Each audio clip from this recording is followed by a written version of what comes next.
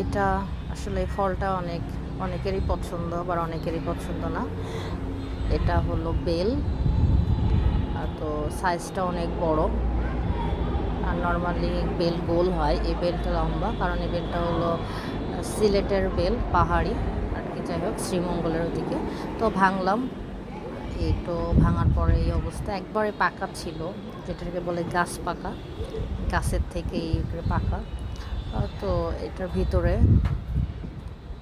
ভিতরের এই যে আর কি দেখতে এত সুন্দর। পরে আমি ভাঙছি, এটা ভাঙার পরে এরকমই সুন্দর দেখতে, ফ্রেশ। যেটা কোনো, কারণ নর্মালি তো বাজারে যেগুলো পাই আমরা সেগুলো কাঁচা পেড়ে নিয়ে আসে তারপর, আর এটা একবারে পাকা ফ্রেশ ফল।